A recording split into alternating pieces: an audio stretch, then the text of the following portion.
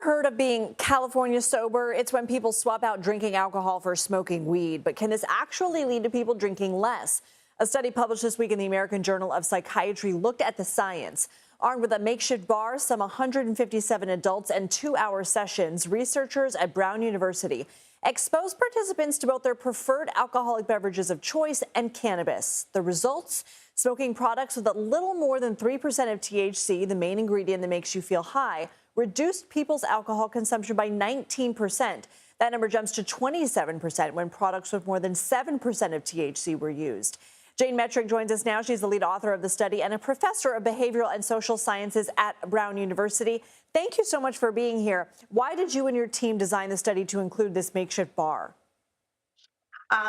It's my pleasure to be here.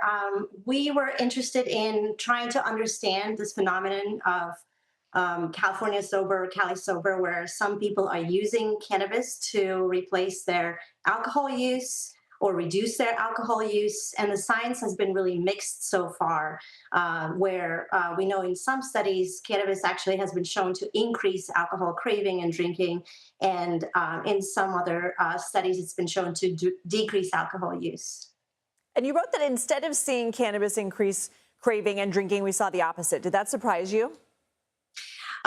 Yes, I think based on the literature at the time when we designed this experiment, we were expecting that when people would smoke cannabis, we would see, for the majority of them, an increase in their drinking.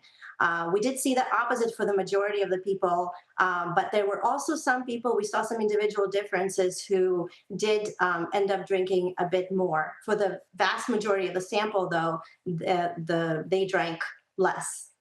What should the takeaway be from this study? Well, while the study is the first placebo-controlled clinical trial and it's rigorously done, we believe in the data. We should be really cautious about sending a message to the larger public. We are not quite ready to recommend cannabis as a substitute for alcohol.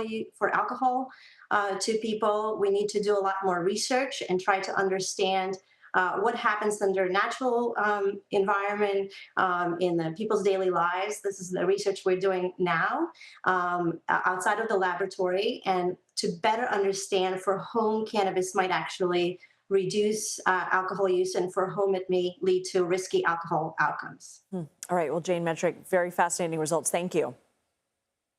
Thanks.